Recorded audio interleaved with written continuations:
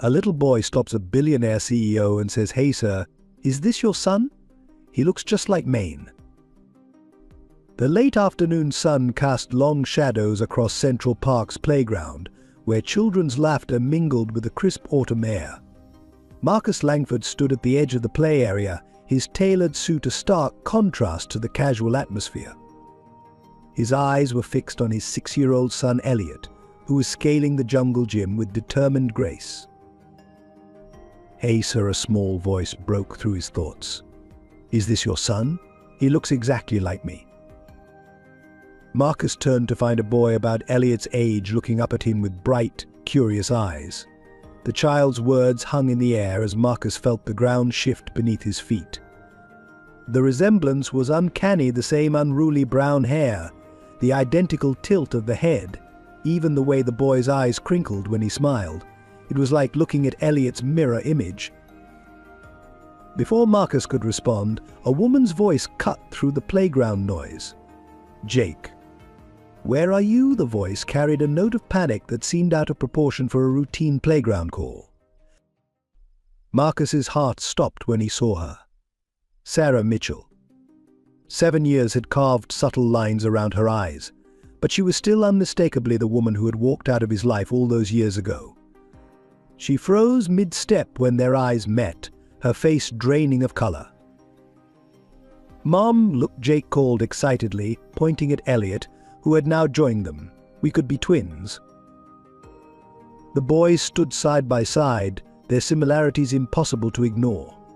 Sarah's hand trembled as she reached for Jake's shoulder, her knuckles white with tension. The playground seemed to fall silent, the weight of unspoken truths pressing in around them. "Sarah," Marcus managed, his voice barely above a whisper. "I didn't know." "Not here," she cut him off, her voice sharp with fear and something deeper regret, perhaps, or long-buried pain. She pulled Jake closer, as if shielding him from an invisible threat. "But Mum, can't I play with Elliot?" Jake protested, reaching toward his newfound friend. "We need to go." "Now," Sarah's voice left no room for argument. As she hurried away with Jake in tow, Marcus caught a glimpse of tears in her eyes. He stood rooted to the spot, watching them disappear, while Elliot tugged at his sleeve. "Dad, why did they leave? Jake's my friend now." Marcus couldn't answer. His carefully constructed world had just cracked open, revealing a truth he never knew he was missing. The Langford name had been synonymous with power and prestige in New York's business circles for 3 generations. Since the 1950s, Langford Enterprises had stood as a testament to American entrepreneurial spirit, transforming from a small trading company into a corporate empire that shaped the city's skyline. Marcus Langford was born into this legacy, his path seemingly predetermined from the moment he took his first breath. Growing up in the sprawling Langford estate on the Upper East Side, young Marcus learned early that privilege came with expectations. His father, Richard Langford I, was a titan of industry who measured success not in dollars but in influence. Family dinners often felt like board meetings, where Marcus and his siblings were expected to discuss market trends before they'd mastered basic algebra. The Langford name isn't just a name his father would remind him, it's a responsibility those words echoed through Marcus's childhood, shaping his decisions and eventually his sacrifices. At Princeton, where Marcus studied business and economics, he met Sarah Mitchell at a charity art exhibition. She was working part-time at the gallery while pursuing her art degree, her world so different from his own. Her genuine passion for creativity and life's simple pleasures fascinated him. For the first time, Marcus glimpsed a life beyond spreadsheets and shareholder meetings. Their romance bloomed in stolen moments, coffee shop dates between classes, weekend trips to small coastal towns, and long conversations about dreams that had nothing to do with corporate takeovers. Sarah showed him how to see beauty in imperfection, teaching him that not everything valuable could be measured in profit margins. But the weight of the Langford legacy proved relentless. When word of their relationship reached his family, the pressure began subtly at first. His mother's pointed remarks about suitable matches at dinner parties. His father's increasingly frequent reminders about the importance of maintaining certain standards in their social circles. The breaking point came when Marcus was 26, just as he was preparing to take over as CEO of Langford Enterprises. His father presented him with a stark choice one evening in his wood-paneled study. "You can pursue this. Dalliance with the artist," Richard had said, swirling his scotch, "or you can honor your family's legacy. You cannot do both." The ultimatum was clear. Choosing Sarah meant losing not just his inheritance, but the only identity he'd ever known. In his father's eyes, the daughter of a high school teacher could never understand their world, let alone be part of it. The Langfords had spent generations building their empire through strategic marriages and carefully cultivated connections. A relationship with Sarah threatened to unravel that carefully woven social fabric. Marcus chose the company. He convinced himself it was the rational decision, that love was a luxury he couldn't afford.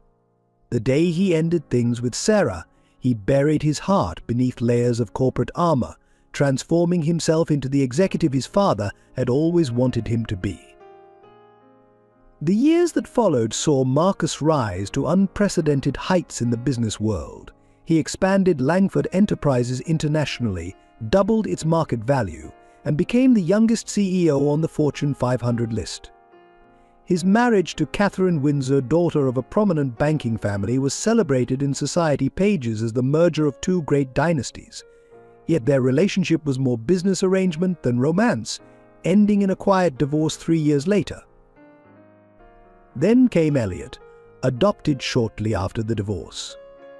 Marcus had convinced himself that raising a child alone while running a corporate empire was his way of proving he could have it all. He built a life that looked perfect on paper: the penthouse apartment, the private schools, the carefully scheduled quality time between board meetings. But standing in that playground, watching a mirror image of his son run away with Sarah, Marcus finally understood the true cost of his choices. The Langford legacy, which had seemed so crucial all those years ago, suddenly felt hollow in comparison to the weight of what he'd lost, or rather, what he'd thrown away. His father's words about responsibility echoed in his mind again, but now they carried a different meaning. What responsibility did he have to the truth? To the family he never knew he had? To the woman he'd left behind? The pristine facade of his life was cracking, revealing the emptiness he'd spent years trying to ignore. As he led Elliot to their waiting car, Marcus realized that for all his business acumen, he'd failed to see the most important merger of all, the one between heart and legacy, between love and duty. The question now wasn't about choosing between family name and personal happiness, it was about redefining what family truly meant. After Marcus walked away, Sarah's world didn't just crack, it shattered. The small one-bedroom apartment in Brooklyn, once cozy with dreams and artwork, became a stark reminder of her solitude. She discovered her pregnancy 2 weeks after their breakup, the double heartbeats during her first ultrasound turning her quiet grief into something far more complex. Twins. The word echoed in the sterile examination room as Sarah sat alone, her artist's hands trembling on her still flat stomach. The doctor's voice faded to background noise as she calculated her meager savings from teaching art classes and gallery work. Even with 3 jobs, she barely made rent. How could she possibly support 2 babies? Sarah's days became a blur of work and exhaustion. Mornings teaching art at a community center, afternoons at the gallery, evenings waiting tables at a diner in Manhattan. Her feet swelled in comfortable shoes, her back ached constantly, but she persevered. Each tip, each dollar earned went into a mason jar labeled baby fund, though she knew it would never be enough. The pregnancy was difficult from the start. At 5 months, severe complications forced her into hospital bed rest. The medical bills mounted faster than the contents of her mason jar could cover. Her small apartment was sold, her precious art supplies traded for baby necessities. She moved into a tiny room in a shared house, painting murals for the landlady in lieu of security deposit. The twins are at risk, her doctor explained during one particularly frightening night. Your body is struggling to support them both. Sarah lay in the hospital bed, listening to the steady beep of monitors, making bargains with any deity who would listen. She didn't pray for herself, only for her baby's survival. The delivery came 2 months early, in a flurry of emergency alarms and medical teams. Sarah hemorrhaged severely, requiring multiple transfusions. When she finally gained consciousness, the weight of impossible choices lay heavy on her chest. The hospital social worker sat gently beside her bed, speaking in soft, measured tones about options, about practical realities, about giving one of her sons a chance at a better life. "I can't," Sarah whispered, tears streaming down her face. "They're all I have." But as days turned into weeks in the NICU, watching her tiny boys fight for life while medical bills threatened to drown her, Sarah faced the crushing truth. She could barely afford to care for one baby, let alone 2. The social worker spoke of open adoption, of giving one child a chance at opportunities she couldn't provide. The decision nearly destroyed her. She spent nights in the NICU, holding both babies, memorizing their identical faces, trying to make an impossible choice. How does a mother choose which child to keep and which to let go? In the end, it wasn't a choice at all, it was surrender to circumstance. Elliot, the slightly smaller twin, was placed for adoption. Sarah chose his name, wanting to give him at least that much of herself. She kept Jake, named after her grandfather, the only family member who had ever supported her art. The day she signed the adoption papers, something inside her broke irreparably. Sarah threw herself into raising Jake, working whatever job she could find while building a portfolio of freelance design work. She kept a secret box under her bed filled with twin items, 2 identical teddy bears, 2 matching blankets, 2 of everything she could afford. On Jake's birthday each year, she would bake 2 cakes, one for the celebration, and a smaller one that she would leave untouched, a private ritual of remembrance. She never stopped looking for Elliot. Every time she passed a playground or school, she found herself scanning young faces, searching for her lost son. She kept a journal, writing letters to Elliot that she knew she could never send, filling pages with the words of a mother's divided heart.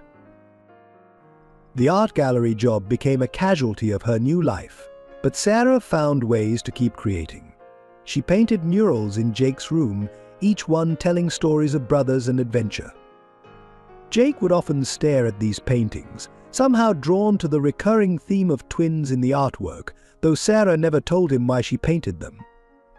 Years passed, and Sarah built a life centered entirely around Jake. She dated occasionally, but never seriously. How could she share her heart when half of it was missing? Instead, she poured her love and energy into her son, determined that he would never feel the lack of what she couldn't give him materially. Then came that day in the park, when her carefully constructed world collided with the past she'd never truly escaped.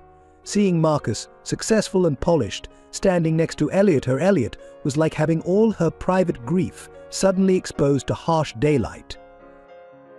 While separated by circumstance, Jake and Elliot grew up in starkly different worlds, yet connected by an invisible thread that neither could explain. Their parallel lives painted a striking portrait of America's social divide, yet shared inexplicable similarities that transcended their different upbringings. Elliot's world was one of privilege and carefully scheduled excellence. His penthouse bedroom overlooked Central Park, filled with the latest toys and technology. Private school days were followed by piano lessons, tennis coaching, and Mandarin tutorials, all carefully selected to craft the perfect heir to the Langford legacy. Yet despite the material abundance, something always felt missing. He would often stand at his window, staring at the families in the park below, feeling an inexplicable emptiness he couldn't name. At night, Elliot would dream of a boy who looked just like him, playing in a modest room filled with colorful paintings. He never told Marcus about these dreams, but they felt more real than his daily life of scheduled activities and rotating nannies. During quiet moments, he would draw pictures of a larger family, always including a mysterious brother and a dark-haired woman whose face he couldn't quite remember. Meanwhile, Jake's life in Brooklyn was rich in love but stretched thin in resources. His bedroom was small but alive with Sarah's murals, each wall telling stories of adventure and brotherhood. While Elliot attended private school, Jake navigated public education with a natural brightness that drew teachers and classmates alike. His artistic talent emerged early, mirroring his mother's creative spirit. Jake's drawings always featured 4 people: himself, his mother, and 2 figures he would add almost unconsciously. When asked, he would shrug and say, "It just feels right this way." He excelled in art class, winning several local competitions with pieces that invariably depicted themes of family and connection. The twins shared uncanny habits that neither family could explain. Both had a peculiar way of tilting their heads when concentrating, an identical laugh that would light up their entire faces, and the same habit of humming while they worked. They both loved dinosaurs, could spend hours solving puzzles, and had an inexplicable aversion to strawberries. Elliot's privileged life was punctuated by moments of profound loneliness. During lavish birthday parties, surrounded by classmates, whose names his father's assistant had carefully recorded, he would feel oddly incomplete. The massive chocolate cakes, professionally decorated with his name, somehow felt wrong being celebrated alone. Jake's birthdays were simpler affairs, celebrated in the small apartment with Sarah and a few close friends. Yet each year he would save a piece of cake, insisting someone else might come. Sarah would watch, her heart breaking, as her son unconsciously set aside a portion for the brother he didn't know existed. At school, both boys gravitated toward art, though their expressions took different forms. Elliot's private school art teacher noted his unusual habit of drawing everything in pairs: 2 trees, 2 houses, 2 of everything. His father dismissed it as a phase, but the pattern persisted. Jake, meanwhile, filled sketchbooks with portraits of boys who looked just like him, telling his mother they were characters in stories he made up. Their lives, though separate, seemed to echo each other across the city. When Elliot would wake from nightmares, gripping his blanket in the dark of his luxury apartment, Jake would often be awake too, staring at the glow-in-the-dark stars on his ceiling. When Jake would achieve something special at school, Elliot would feel an inexplicable surge of pride on the same day.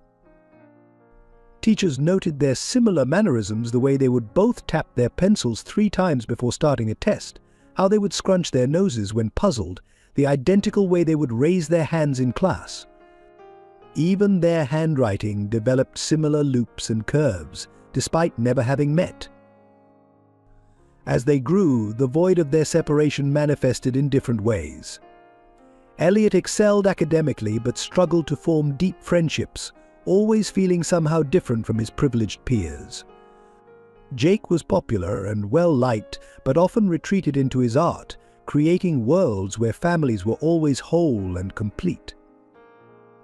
Their 6th year marked a turning point for both boys, though neither could have known why. They became more restless, more questioning. Elliot began asking Marcus about his birth parents, while Jake started drawing more detailed family portraits, always including the brother he somehow sensed he should have.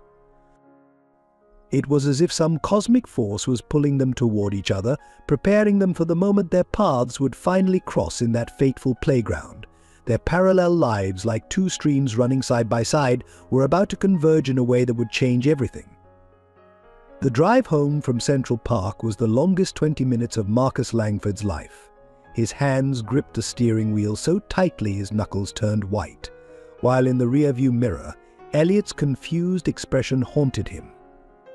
The boy kept asking about Jake, each innocent question landing like a blow to his father's conscience. "Dad, why did Jake and his mom leave so quickly? He looks just like me. Can we play with him again tomorrow?" Marcus couldn't find the words to answer. His mind raced through memories, calculating dates and possibilities, each revelation more devastating than the last. Sarah's abrupt departure 7 years ago, the timing of Elliot's adoption, the identical features that had stared back at him in the playground, it all aligned with terrifying precision. Back in his penthouse office, Marcus poured himself a drink with trembling hands. The Manhattan skyline sparkled beyond his window, the empire he'd built stretching into the distance, yet it all felt meaningless now. He pulled up Elliot's adoption papers on his computer, scanning them with new eyes. The agency's name, the dates, the carefully worded documentation about a mother unable to care for twins. How had he been so blind? Meanwhile, across the city in their small Brooklyn apartment, Sarah sat on the edge of her bed, tears streaming down her face as Jake played in the next room. She could hear him humming the same tune Elliot had been humming in the playground, a coincidence that felt like a knife to her heart. Her hands clutched the small box she kept under her bed, filled with twin baby items she'd never been able to part with. Mum Jake's voice called from his room. "Can I draw a picture of Elliot? I want to remember what my friend looks like." Sarah closed her eyes, fighting back a fresh wave of tears. "Of course, sweetheart," she managed to reply, her voice surprisingly steady. How long could she keep the truth from him? How long should she? The next days were a blur of anxiety and sleepless nights for both parents. Marcus threw himself into investigation, making discreet calls to the adoption agency, trying to piece together the puzzle of his son's origins. Each new detail confirmed what his heart already knew: Elliot wasn't just adopted, he was Jake's twin, Sarah's son, his own flesh and blood. Sarah, meanwhile, lived in constant fear of another encounter. She changed their routine, avoiding their usual parks and shops, anything to prevent another meeting she wasn't ready for. But Jake kept drawing pictures of Elliot, kept asking questions about his new friend who looked so much like him. Each drawing was a perfect replica of his twin, though Jake had only seen him once. At his office, Marcus sat through meetings distracted, his thoughts constantly returning to the image of Sarah pulling Jake away. The corporate decisions that had once seemed so crucial now felt trivial. In one particularly important board meeting, he found himself sketching 2 small boys on his notepad instead of listening to quarterly projections. Late one night, he found himself parked outside Sarah's apartment building, having tracked down her address through means he wasn't proud of. He sat there for hours, watching the warm light in their window, seeing shadows move across the blinds. He could make out Jake's silhouette as the boy played, his movements so similar to Elliot's it made Marcus's chest ache. Sarah spotted his car from her window but didn't let on that she knew he was there. Instead, she sat with Jake as he worked on yet another drawing of his friend from the park, each pencil stroke capturing details of Elliot that he couldn't possibly remember from their brief encounter. The connection between the twins was already asserting itself, defying the barriers their parents had placed between them. The weight of unspoken truths hung heavy over both households. Elliot began having vivid dreams about Jake. Waking up asking for his brother Jake, started insisting on setting an extra place at dinner, saying he was just in case with a certainty that made Sarah's heart break. Marcus knew he had to act, had to find a way to bridge the gap he'd unknowingly helped create. But every time he picked up the phone to call Sarah, the words failed him. How do you apologize for years of absence? How do you begin to make right a wrong you didn't know you'd committed? The truth was pressing against the surface, threatening to burst forth with or without their permission. The twins had found each other, and no amount of careful planning or protective instincts could undo that fact. The question was no longer if the truth would come out, but when and how, and who would be brave enough to speak it first. The pristine offices of Hope Bridge Adoption Agency felt colder than Marcus remembered. 7 years ago, he'd walked these halls with hope and purpose, seeking to fill the void in his life after his divorce. Now, he returned with questions that burned in his throat. Claire Davidson, the director who had handled Elliot's adoption, wasn't there anymore. Her replacement, a young woman named Rebecca Thompson, looked uncomfortable as she reviewed the files. "I'm sorry, Mr. Langford, but many of these records are confidential. Even with your status as the adoptive parent, there are limitations to what I can share." But Marcus wasn't leaving without answers. He pulled out his phone, showing her a photo of Jake and Elliot together in the playground. "These boys are identical. One of them is my adopted son. I need to know if they're twins." His voice cracked slightly. "Please." Rebecca's expression shifted as she studied the photo. Something in her eyes changed, recognition perhaps, or concern. She excused herself, disappearing into a back office. When she returned, she carried a thick file and a troubled expression. "Mr. Langford, I found something." Irregular, she hesitated. "The adoption was processed by Claire Davidson, but there are notations from another staff member, Emily Langford." Marcus felt the floor tilt beneath him. Emily, his younger sister.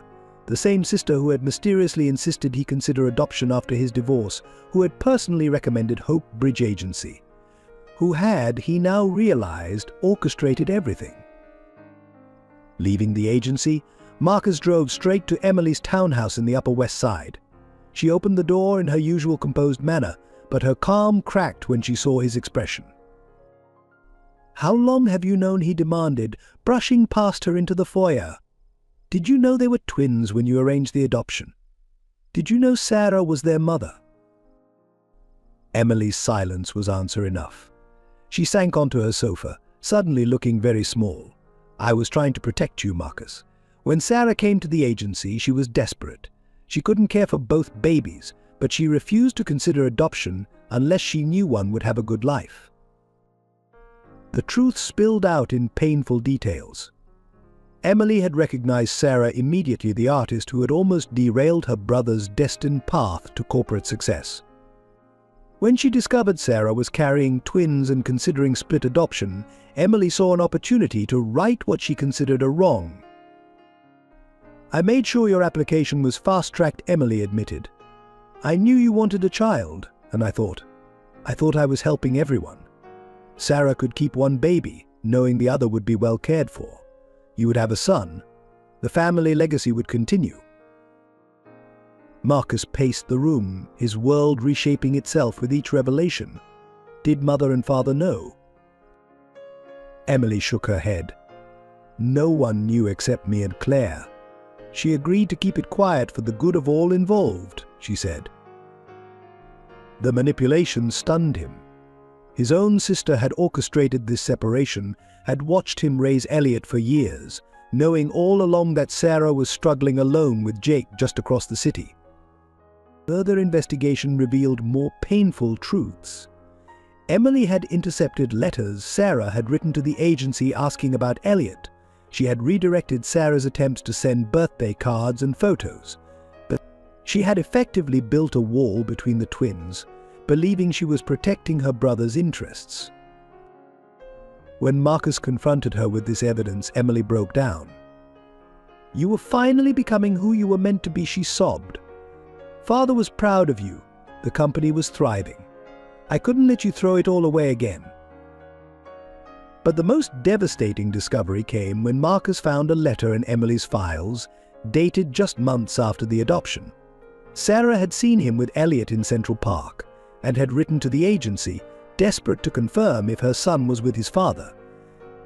Emily had buried the letter, along with Sarah's plea for contact. She knew, Marcus whispered, the paper trembling in his hands. "All this time Sarah knew Elliot was with me and she stayed away. Why?" The answer lay in another intercepted letter. Sarah had written that seeing Elliot happy and well cared for gave her peace, even if she couldn't be part of his life. She wouldn't disrupt his world, wouldn't risk him losing the opportunities Marcus could provide, even if it meant breaking her own heart. Standing in Emily's study, surrounded by the paper trail of years of deception, Marcus felt a resolve harden within him. This wasn't just about making things right anymore. It was about healing wounds that ran deeper than he'd ever imagined. Sarah sat at her small kitchen table long after Jake had gone to bed, her hands wrapped around a cold cup of tea. The apartment was quiet except for the distant hum of city traffic and the soft whir of a fan. On the table lay her most precious possession, a worn leather journal filled with 7 years of letters to Elliot that she'd never sent. Every significant moment of Jake's life was recorded in duplicate in these pages, written as though speaking to his twin. First steps, first words, first day of school, each milestone marked with joy and heartache in equal measure. Sarah had documented everything, hoping that someday somehow Elliot would know he was never forgotten. My dearest Elliot. She read from a tear-stained page dated 3 years ago. Today Jake won his first art competition. He drew a picture of 2 boys playing in a park. When asked why, he said he just felt like someone was missing from the paper until he added the second boy. I wonder if you feel it too, this connection that even separation can't break. The truth was, Sarah had known about Marcus and Elliot for years. She'd first spotted them in Central Park when the boys were 2.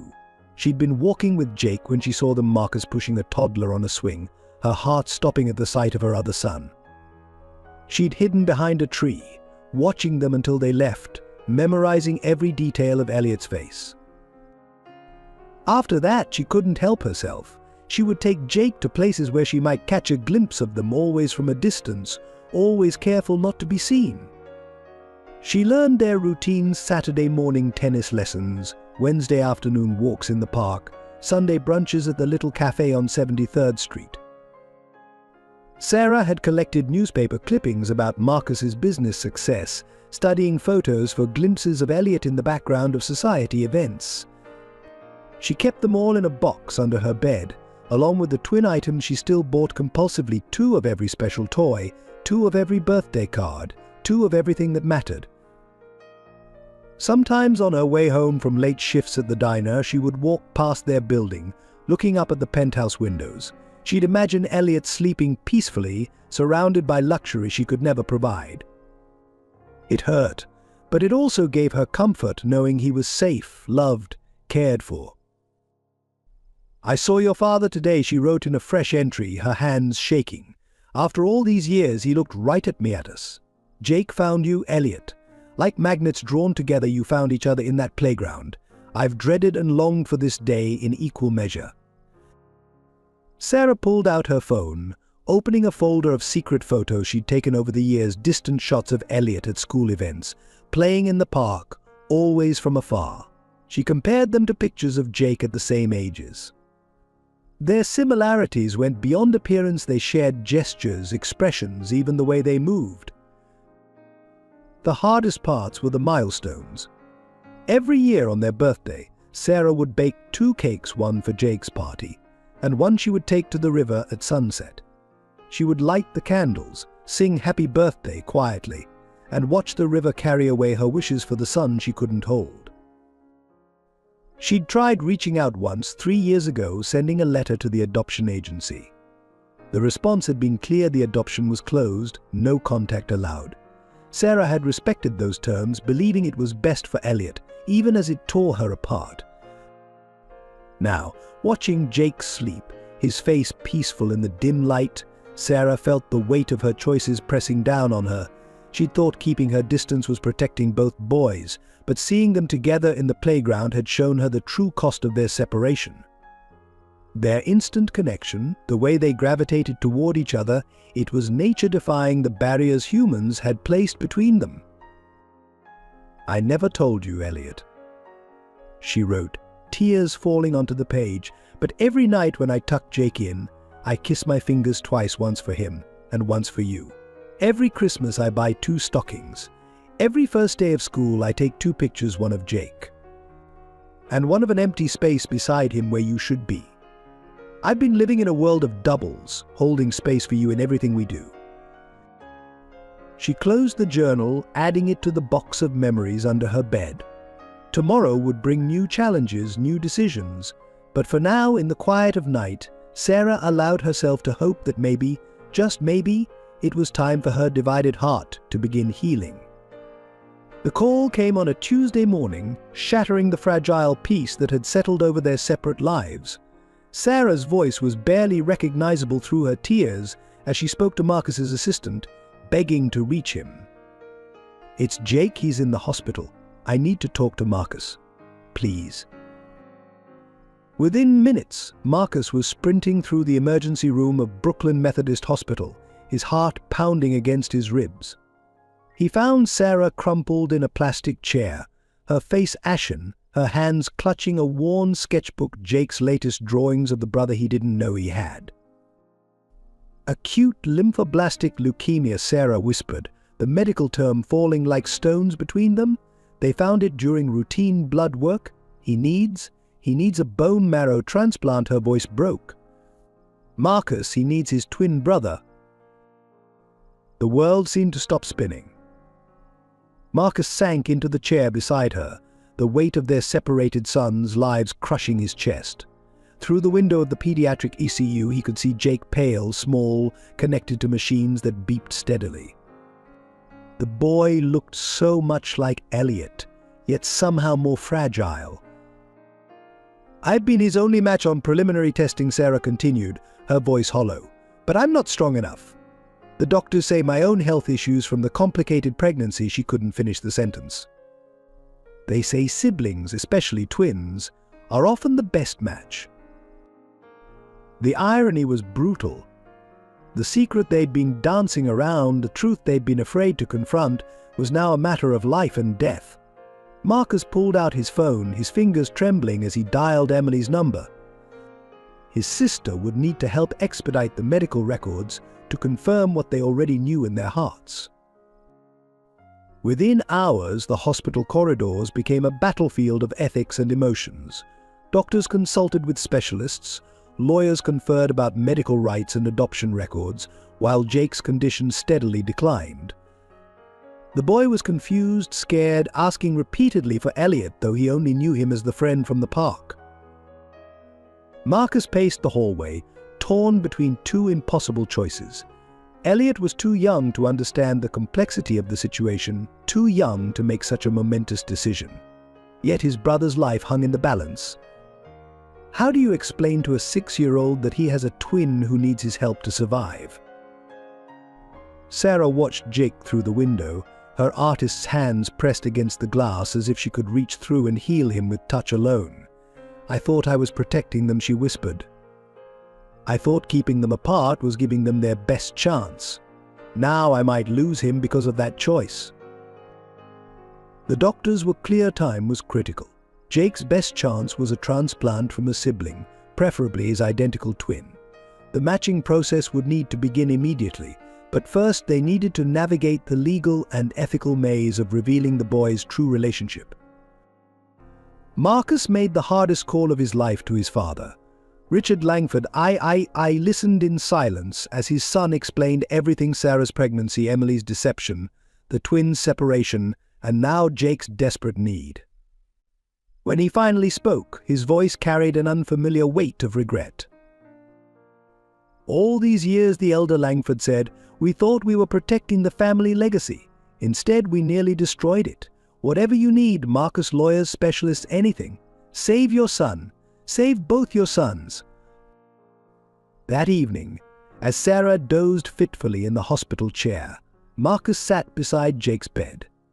The boy was awake, his eyes bright with fever, clutching a drawing of two identical boys playing under a sunny sky. "I drew this for Elliot," Jake whispered. "Mom says art helps people feel better. Maybe it'll help him not be scared when he comes." Marcus felt tears burn his eyes. "How did you know he would come?" Jake smiled weakly, looking so much like Elliot it hurt. "Because he's my brother. I've always known, I just didn't know I knew his small hand found Marcus's larger one." "You're my dad, aren't you? That's why you look sad when you look at me." In that moment, looking into the eyes of the son he'd never known he had, Marcus made his decision. Tomorrow, he would tell Elliot everything. Tomorrow, they would begin the process of healing not just Jake's body, but their broken family. Tomorrow, they would start making right what had gone so terribly wrong. The Langford mansion's oak-paneled study, once a symbol of power and tradition, became the arena for a long-overdue confrontation. Marcus called an emergency family meeting, his voice carrying an authority that brooked no refusal. Richard and Eleanor Langford sat stiffly on the leather sofa, while Emily perched nervously on an armchair. Sarah stood by the window, her artist's hands clasped tightly together. The tension in the room was thick enough to cut with a knife. "Jake is dying," Marcus began without preamble, his words landing like physical blows. "My son, your grandson, is fighting for his life, and he needs his entire family, not just part of it, all of it." Eleanor flinched at the word grandson, her perfectly maintained facade cracking slightly. Richard's face remained impassive, but his hands gripped his walking stick more tightly. "For 7 years," Marcus continued, his voice rising, "you all conspired to keep my sons apart. Your pride, your prejudices, your precious social standing, it all mattered more than the lives of 2 innocent children. And now we're running out of time." Emily tried to interject. "Marcus, we thought we were protecting." "Protecting what?" Marcus exploded. "The family name? The company? What about protecting Jake when he needed medical history that could have caught this earlier? What about protecting Elliot's right to know his brother?" Sarah stepped forward, her quiet voice cutting through the tension. "I'm not here for revenge or accusations. I'm here because my son, our son, needs every chance at survival. Your grandson needs you." "Richard Langford," I finally spoke, his voice heavy with the weight of realization. We were wrong. The simple admission seemed to age him years in moments. Everything we did, everything we thought we were preserving, it was all built on pride and fear. Eleanor burst into tears, her carefully applied makeup streaming down her face. "I have 2 grandsons," she whispered. 2 beautiful, talented grandsons, and I've wasted years pretending one didn't exist." Emily broke down next, confessing her role in manipulating the adoption process, in hiding information that could have reunited the family years earlier. "I thought I was being loyal to our family," she sobbed. "I didn't understand that I was helping tear it apart." The confrontation shifted as old wounds were finally exposed to light. Years of suppressed guilt, anger, and regret poured out. Marcus revealed the pain of choosing his inheritance over love. Sarah shared the agony of giving up one of her sons, and the grandparents faced the consequences of their prejudice. "We can't change the past," Richard finally said, standing with difficulty. "But we can change what happens next." He walked to his desk and pulled out his checkbook. "Whatever Jake needs, any treatment, any specialist, anywhere in the world. Money is no object." But Sarah shook her head. "It's not about money anymore.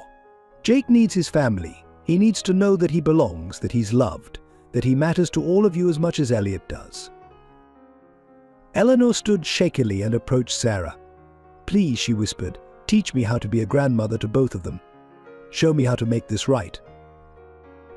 The confrontation that had begun with anger and accusation transformed into something else, a painful but necessary lancing of old wounds, allowing healing to finally begin. As the family left the study that evening, their relationships forever altered, Marcus paused in the doorway. "Tomorrow morning we're all going to the hospital. Together. It's time for Jake to meet his grandparents properly." The Langford family legacy was being rewritten, not in corporate acquisitions or social standings, but in the simple, profound act of choosing love over pride, healing over hurt, and unity over division. In Sarah's small apartment, while Jake slept in his hospital bed across town, Marcus discovered a box that would change everything.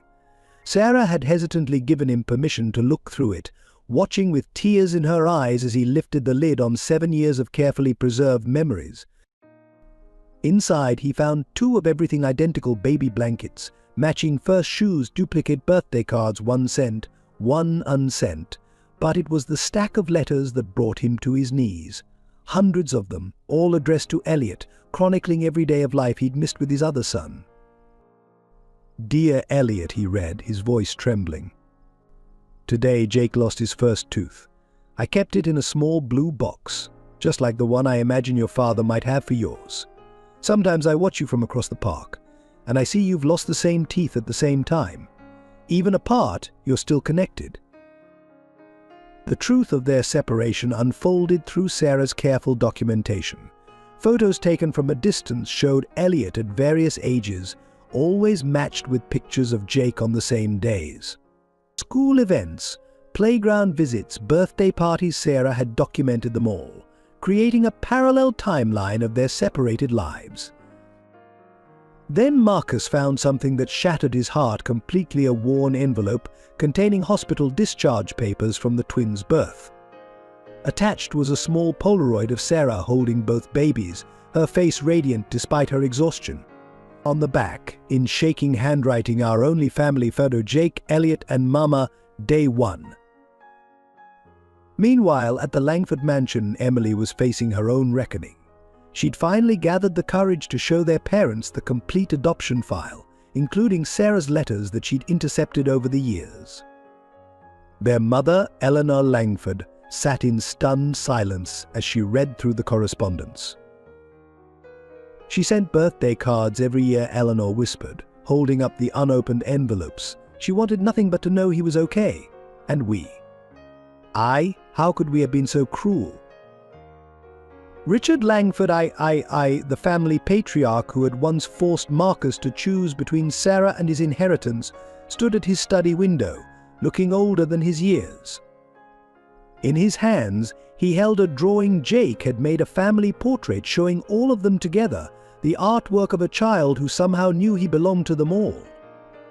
Back at the hospital, Sarah sat beside Jake's bed, finally showing him the twin baby photos she'd kept hidden for so long. "That's you," she said softly, pointing to the infant in blue. "And that's Elliot, your brother. You were born holding hands. The nurses said they'd never seen anything like it." Jake traced his finger over the photo, his face peaceful despite his illness. "I knew," he said simply. "In my drawings, in my dreams. I always knew he was out there somewhere." He looked up at his mother with eyes too wise for his age. "Is that why you always made 2 wishes when we blew out birthday candles?" In Marcus's penthouse, Elliot was having his own moment of discovery. He'd found his way into his father's home office and discovered the file from the adoption agency, now scattered across the desk. Though too young to understand all the documents, he recognized Jake's picture, paper clipped to a form. Marcus found him there holding the photo, tears rolling down his cheeks. "Dad," Elliot said, not looking up, "Jake isn't just my friend, is he? He's my brother, my twin brother." The weight of truth pressed down on all of them that night. In different parts of the city, a family fractured by pride and fear began to feel the first tremors of change. Sarah added a new letter to her collection, this one addressed to Marcus: "I never stopped loving you, but I loved them more. Every decision, every sacrifice was for them. Now it's time for us all to heal." Marcus wrote back, his first letter to her in 7 years: "I thought I chose success over love. Instead, I chose fear over family. I'll spend the rest of my life making it right for you, for them, for us all." 2 identical boys, separated by circumstance but connected by blood, slept that night, one in a hospital bed, one in a penthouse bedroom.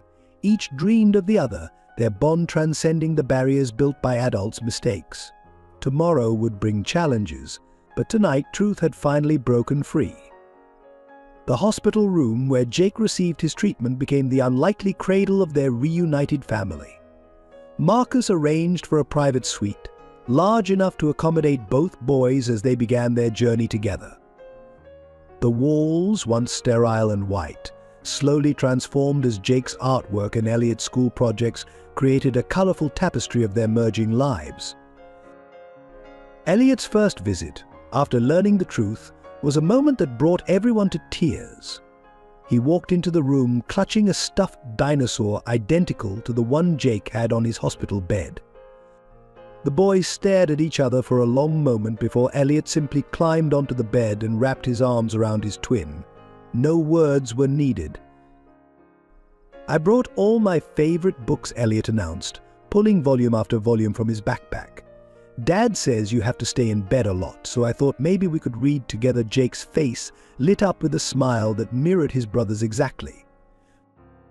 Sarah watched from the doorway as Marcus helped both boys arrange the books on Jake's bedside table. Her heart ached with a bittersweet mixture of joy and regret. 7 years of separation were being bridged by the innocent love of two 6-year-olds who seemed to understand forgiveness better than any adult. The days fell into a new rhythm. Marcus rearranged his entire schedule, conducting business from a laptop in Jake's room. He attended every doctor's consultation, holding Sarah's hand through the difficult discussions about bone marrow transplant procedures and recovery prospects. Their shared concern for Jake began healing wounds they thought would never close. Elliot insisted on being there for his brother's treatments. He would sit beside Jake's bed, reading stories or working on art projects together. When Jake felt too sick to hold a crayon, Elliot would draw for both of them, creating elaborate pictures of the adventures they would have once Jake was well. See, Elliot would explain, pointing to his latest masterpiece, "This is us climbing Mount Everest. And here we are discovering dinosaur bones. And this is our house, the one we'll all live in together." Sarah found herself spending more time with Elliot, making up for lost years in small ways. She learned that he, like Jake, loved chocolate chip pancakes on Sundays. She discovered he had the same habit of humming while he drew, the same allergies, the same infectious laugh. Each similarity was a gift, a piece of the puzzle falling back into place. Marcus watched in amazement as his sons forged a bond that seemed to transcend their years apart. They developed their own private language of gestures and half-finished sentences. They could communicate entire conversations with just a look, as if their separation had been merely a brief interruption in a lifetime of connection. The hospital staff became accustomed to finding both boys asleep in Jake's bed, their matching faces peaceful, hands clasped as if afraid to let go. On the nights when Jake's pain was worst, Elliot seemed to sense it from across the city, becoming restless and anxious until Marcus would bring him to the hospital. Sarah began teaching both boys art techniques, turning the hospital room into an impromptu studio. She showed them how to mix colors, create shadows, capture light. Under her guidance, they worked together on a massive mural on one wall, a family tree with branches reaching toward the sun, filled with photos and drawings of all of them. "This branch is for Grandpa Richard," Jake explained to a visiting nurse, pointing to a section of the mural. "He's learning to be nice again. And this one is for Aunt Emily. She's sorry she kept secrets, but she's helping make it better now." The transformation in the adults was just as profound as that in the children. Marcus found himself rediscovering the man he'd been before ambition had hardened him. Sarah began to let go of the guilt she'd carried for so long. Together, they learned to navigate co-parenting, their old chemistry evolving into something deeper, a partnership built on shared love for their sons. Even the hospital became home-like. Marcus brought in comfortable chairs and a small sofa. Sarah added plants and soft lighting. The boys' artwork covered every available surface. Doctors and nurses would often find the whole family there, Marcus working on his laptop, Sarah sketching, the boys engrossed in a game or book. "We're like a puzzle," Jake said one evening, as they all sat together sharing pizza. All the pieces were there, they just needed to find each other. Elliot nodded sagely, adding, "And now we're glued together forever, right, Dad?" Marcus looked at Sarah, who was wiping tomato sauce from both boys' chins with the same motherly gesture. "Right," he answered, his voice thick with emotion. "Forever." The healing happening in that room went far beyond Jake's medical treatment. With each passing day, 4 separate lives were weaving together, creating a tapestry of family that was stronger for having been torn and mended. The boys' innocent acceptance of their new reality showed the adults that love could bridge any gap, heal any wound, if only given the chance. The first signs of opposition came in the form of whispers at the Langford Enterprises annual charity gala. Marcus had brought both boys, now inseparable since Jake's release from the hospital. Their matching tuxedos and identical grins drew attention, not all of it kind. Did you hear Eleanor Langford overheard two board members' wives gossiping behind their champagne flutes? Marcus's adopted son has a twin from some artist he dated years ago. Now she's back in the picture. Quite convenient timing, don't you think? The society pages soon picked up the story. Headlines speculated about the twins' true parentage, Sarah's motives, and the future of the Langford empire. Langford heir's secret family revealed screened one tabloid, featuring grainy photos of Sarah leaving the hospital with both boys.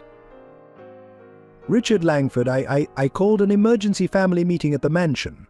The wood-paneled study, once the scene of Marcus's forced choice between Sarah and his inheritance, now hosted a different kind of confrontation. This is a disaster, Richard's sister, Victoria, declared. The shareholders are nervous. The board is asking questions. Do you have any idea what this looks like, Marcus? A secret child appearing just when the company is about to go public. Marcus stood by the window, watching Jake and Elliot play in the garden below. They're my sons, Aunt Victoria. Both of them. And Sarah is their mother. That's all that matters. But the resistance wasn't just from the Langford side. Sarah's small artistic community, who had supported her through years of single motherhood, viewed her renewed connection with the Langfords with suspicion. Her closest friend, Maria, voiced what others whispered. They threw you away once, Maria warned over coffee. They'll do it again. Those people, they see everything as a transaction. Even children. The pressure mounted as the media attention grew. Paparazzi began camping outside Sarah's apartment building, forcing her and Jake to temporarily move into Marcus's penthouse. Photos of the boys appeared in gossip magazines, their private moments dissected by strangers. The Langford family lawyer arrived one morning with a stack of papers and a grim expression. The board is concerned, he explained.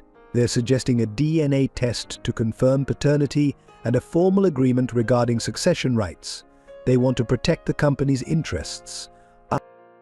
Sarah found Marcus in his office that night, the lawyer's papers untouched on his desk. Maybe they're right, she said quietly. Maybe we're being naive, thinking we can just erase 7 years of separation and become a family.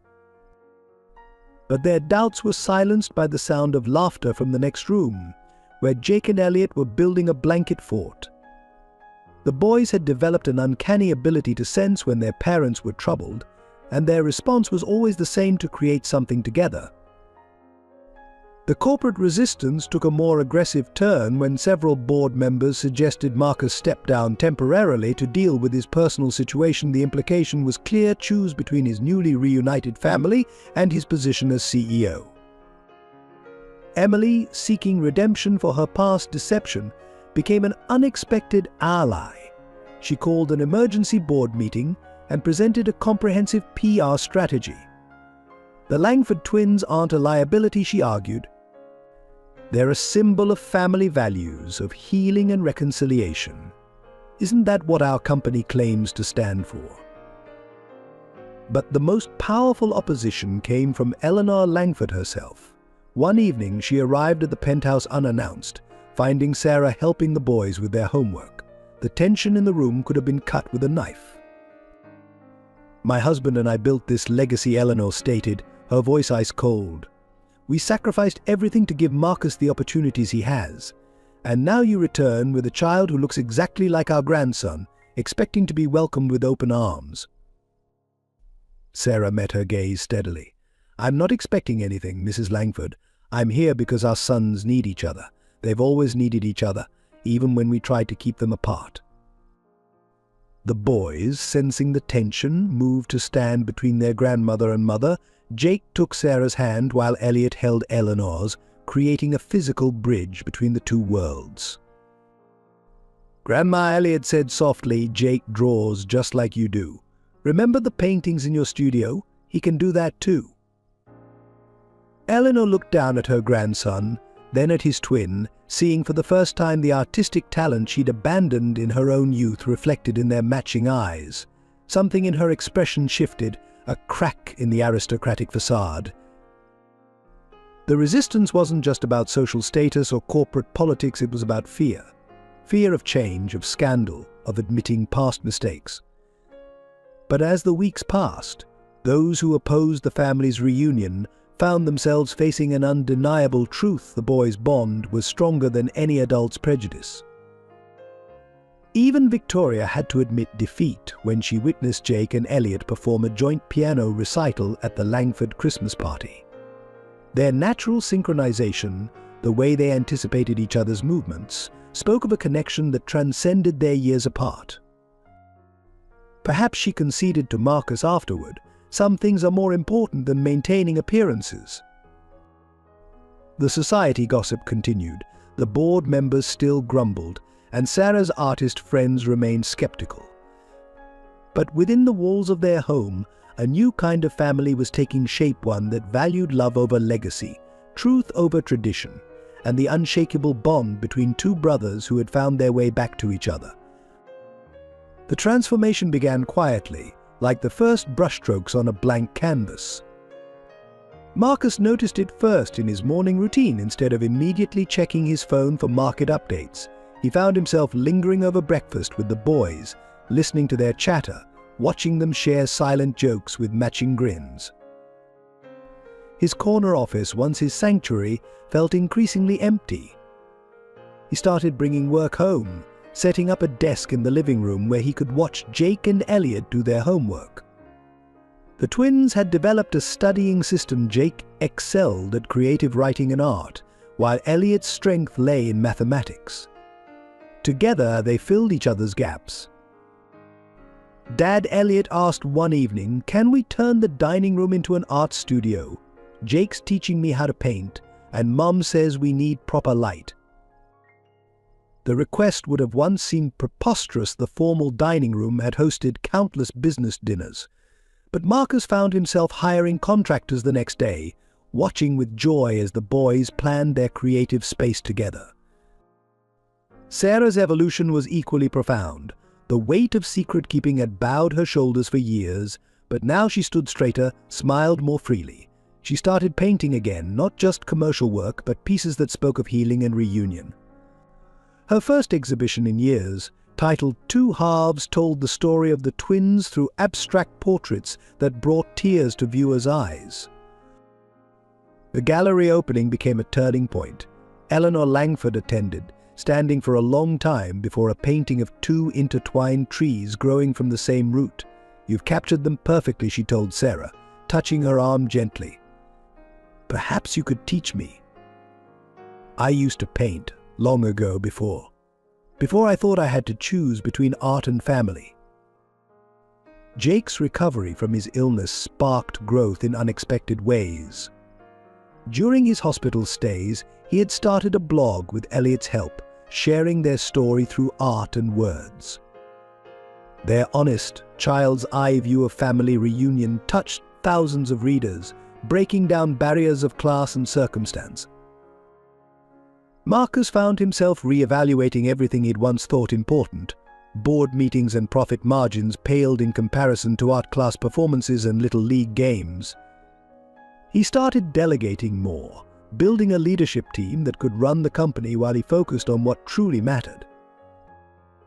"You're different," his father observed during a rare moment alone. "Stronger somehow. More like the son I should have encouraged you to be, rather than the one I tried to force you to become." The boys flourished in their reunited family, their individual strengths complementing each other perfectly. Jake's artistic talent blossomed under Sarah's guidance, while Elliot's business acumen showed early signs of matching his father's. But it was their emotional intelligence that truly amazed everyone. They became bridges between their two worlds. At formal Langford events, Jake's charm and creativity won over the stuffiest board members. At Sarah's gallery openings, Elliot's quiet confidence and genuine interest in art impressed her bohemian friends. Together, they showed their families that differences could be strengths. Sarah started teaching art classes for children at local hospitals, inspired by how art had helped Jake during his treatment.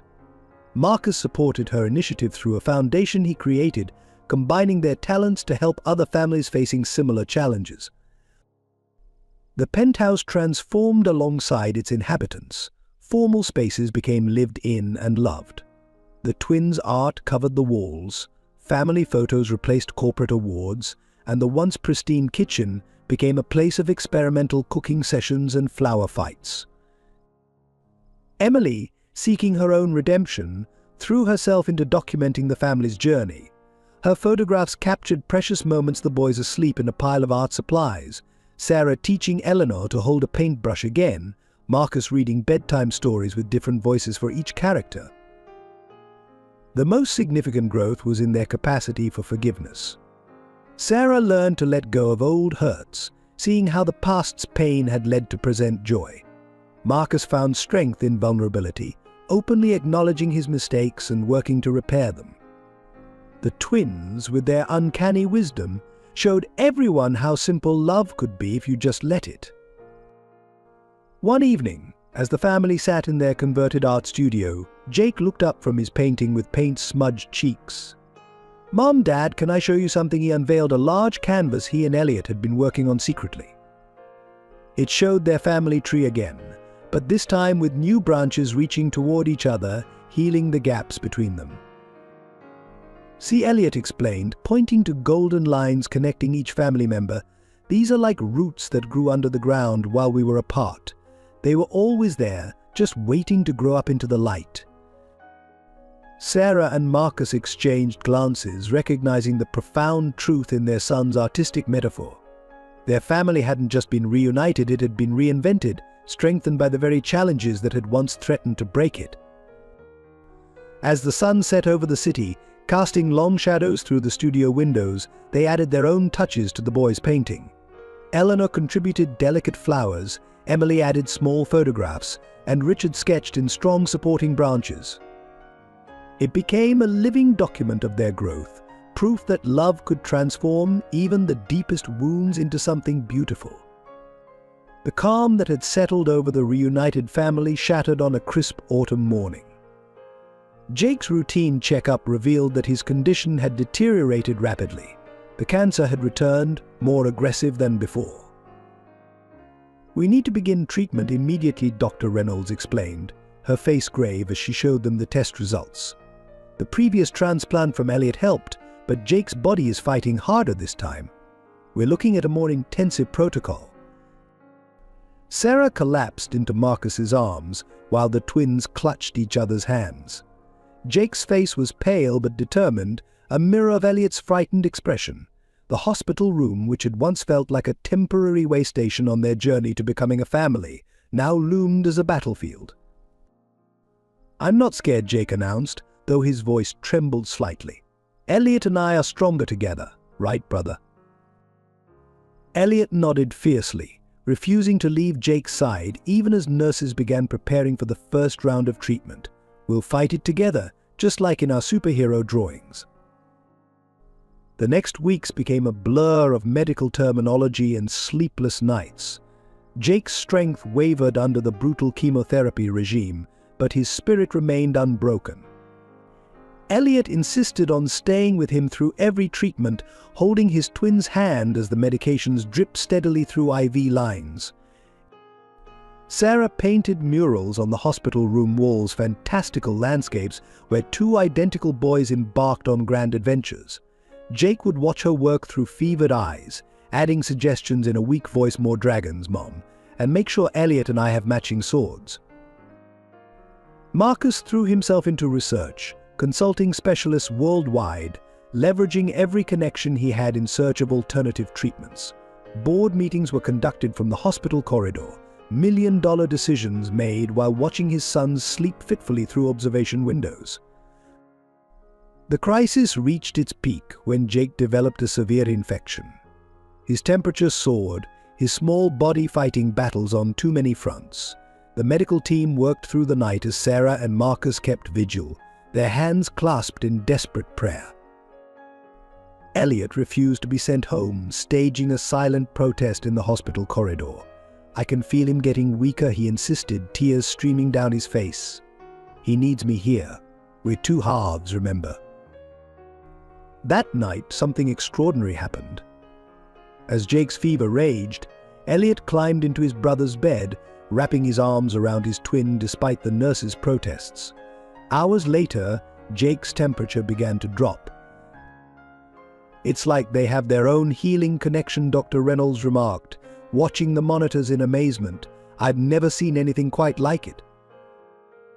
The medical staff began referring to them as the miracle twins, noting how Jake's vital signs stabilized whenever Elliot was near. They adjusted hospital protocols, allowing Elliot to stay beyond visiting hours, recognizing that traditional rules didn't account for bonds like theirs. Sarah set up an art therapy corner in the room, encouraging both boys to express their fears and hopes through painting. Their artwork told the story of their battle. Jake's pieces grew darker during tough days, while Elliot's always contained bright spots of hope, as if he were lending his strength through color.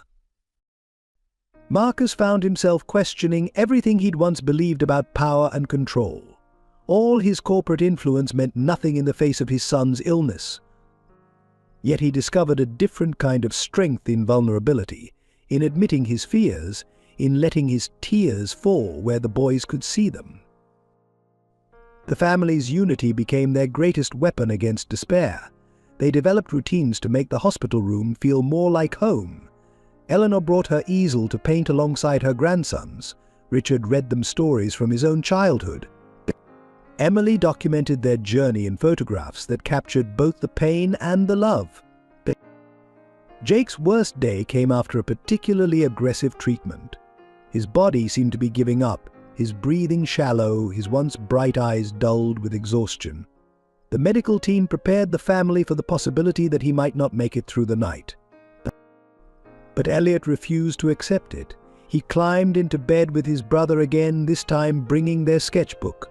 "Remember the story we're working on," he whispered, "about the twin warriors who can't be defeated because they fight together? You have to stay to finish it with me." Hours passed in tense silence. Sarah and Marcus took turns holding vigil, watching their sons wrapped in each other's arms. As dawn broke, Jake's eyes fluttered open.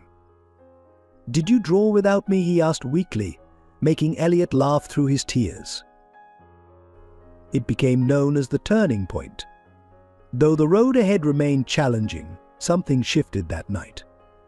Whether it was the advanced treatment protocol, the skilled medical team, or the inexplicable bond between twins, Jake began to show signs of improvement. Dr. Reynolds called it a medical breakthrough. The nurses called it a miracle. But the family knew it was something else, the power of a love strong enough to bridge any gap, fight any battle, and defy any odds. While Jake fought his battle in the hospital, a different kind of storm was brewing outside. The New York Times broke the story: First Langford heiress twin scandal, the hidden truth behind Manhattan's most powerful family.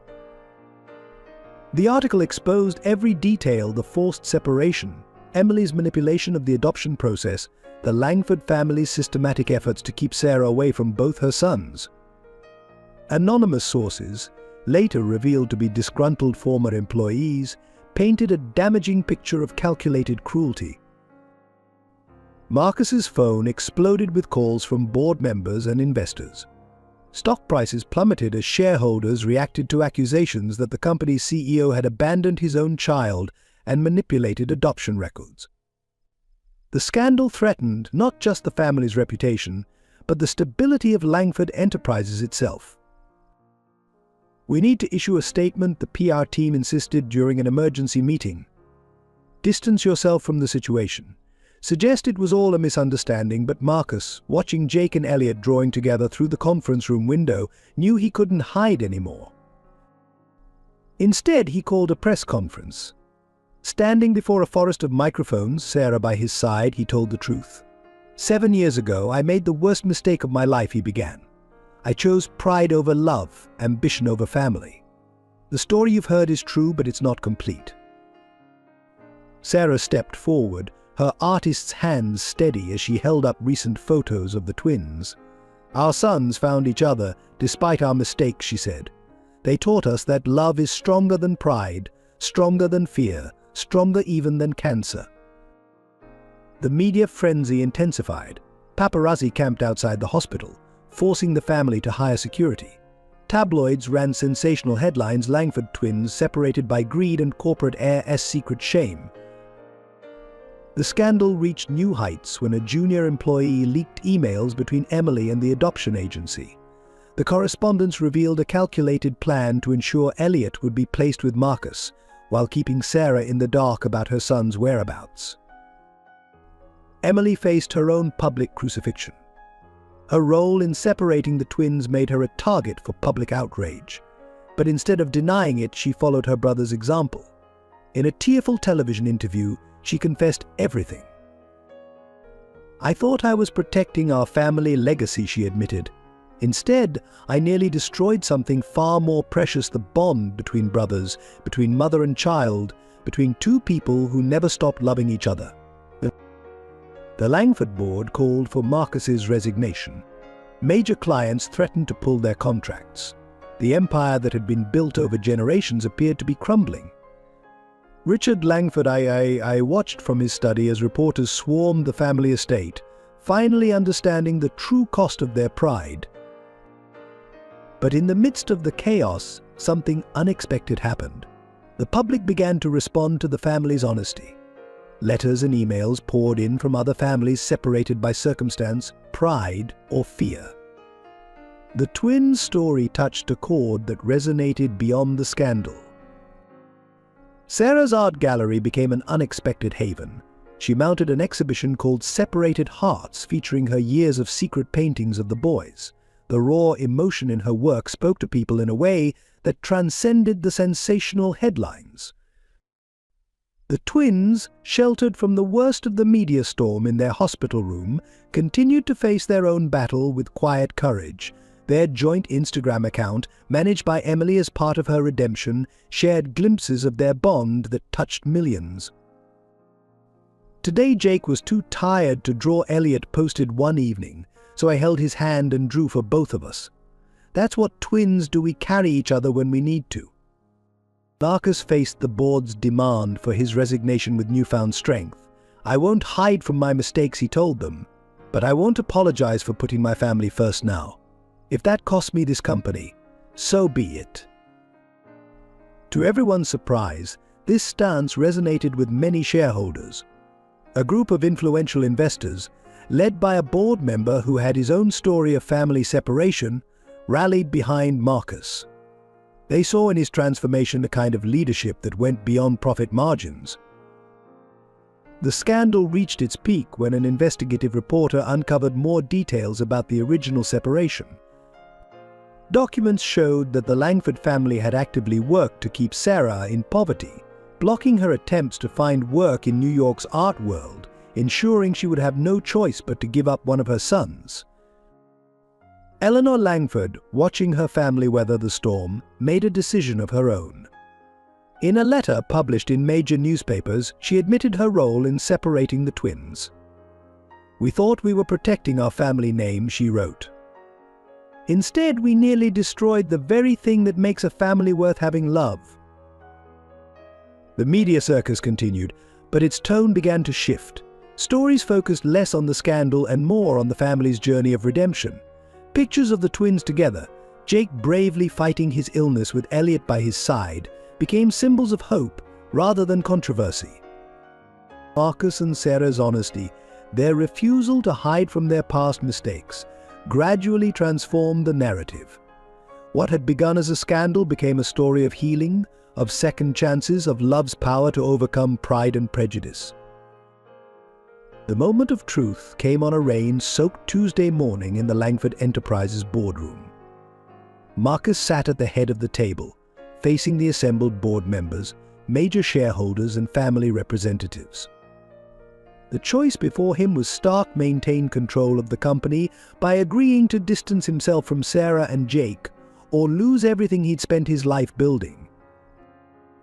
"The markets are nervous," Marcus, the lead director, explained. "We've drafted a statement announcing your temporary leave of absence. Sign it, step back for a year, let this situation cool down. It's the only way to save the company." Through the floor-to-ceiling windows, Marcus could see the hospital where Jake was fighting for his life.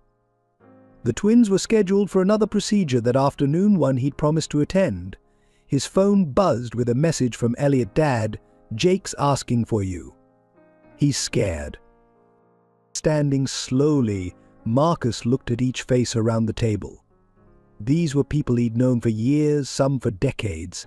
They'd helped build Langford Enterprises into what it was today. But as he thought of his sons waiting for him, the choice became crystal clear. "I've spent my entire life putting this company first," he said, his voice steady. "I lost the woman I loved, missed the birth of my sons, and almost lost them both because I believed nothing was more important than this legacy. I won't make that mistake again." He walked to the window, watching the rain trace patterns on the glass. 7 years ago, I chose this company over love. Today, I choose my family, all of my family. The boardroom erupted in chaos. Some members threatened immediate legal action. Others warned of stock market catastrophe. But Marcus was already heading for the door, his decision made.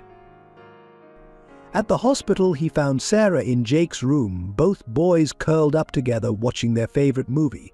The sight of them, Jake pale but smiling, Elliot protectively holding his brother, confirmed everything he knew in his heart. "I just resigned as CEO," he announced quietly. Sarah's eyes widened in shock, but before she could speak, Jake's monitors began beeping urgently.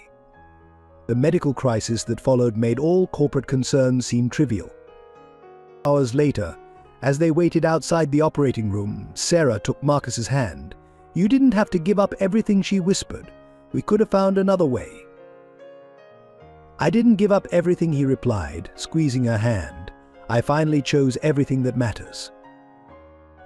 The news of Marcus's resignation sent shockwaves through the business world. Langford Enterprises' stock price dropped dramatically. Old family friends distanced themselves. The empire that 3 generations had built seemed to be crumbling. But something unexpected happened in the midst of this corporate chaos. Richard Langford, watching his son choose love over power, found his own courage.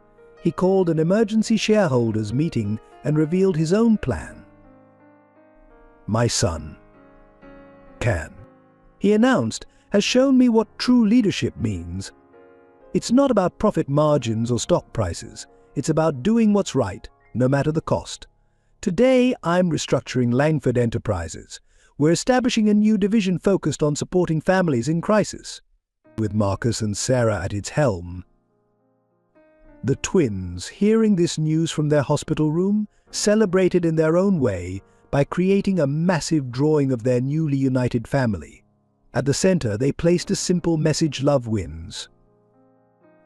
Eleanor Langford, inspired by her grandson's artistic collaboration, proposed converting part of the corporate headquarters into an art therapy center for sick children. Sarah would lead the program, combining her artistic talent with her experience as a mother of a child fighting illness. Emily, seeking her own redemption, developed a foundation supporting ethical adoption practices and family reunification. The mistakes of the past became stepping stones toward a better future. The corporate restructuring was painful. Some divisions were sold, others transformed. The Langford name took on new meaning, not just as a symbol of wealth and power, but as a beacon of hope for families facing their own struggles. Marcus found that stepping away from corporate leadership freed him to be the father he'd always wanted to be. He was there for every treatment, every small victory, every difficult moment. The man who once measured success in profit margins now counted it in his son's smiles. Sarah watched the transformation with a mixture of awe and love. The Marcus she'd fallen for years ago, the one whose heart had been buried under ambition and family expectations, had finally emerged again. The ultimate choice wasn't just Marcus's. Every member of the family had to decide what mattered most. Richard and Eleanor chose to support their son's vision for a different kind of legacy. Emily chose truth over pride. The twins, in their innocent wisdom, had chosen love all along. As Jake's condition stabilized and the corporate storm began to settle, the family gathered in the hospital room that had become their center of gravity. The walls were covered with art, the twins' drawings, Sarah's paintings, even Eleanor's first attempts at watercolor. "We should paint the boardroom like this," Jake suggested, making everyone laugh. "Maybe we will," Marcus replied, holding Sarah close. Maybe we'll paint the whole world with your colors." The choice that had seemed like an ending had become a beginning. The Langford legacy was being rewritten, not in spreadsheets and stock prices, but in the language of love, healing, and second chances. Just when it seemed the family had weathered the worst of their storms, fate dealt them another cruel blow. Jake's latest round of treatment failed to produce the expected results, sending the family into a spiral of fear and blame. The hospital room, once filled with hope and artwork, became a battlefield of whispered arguments and unspoken accusations.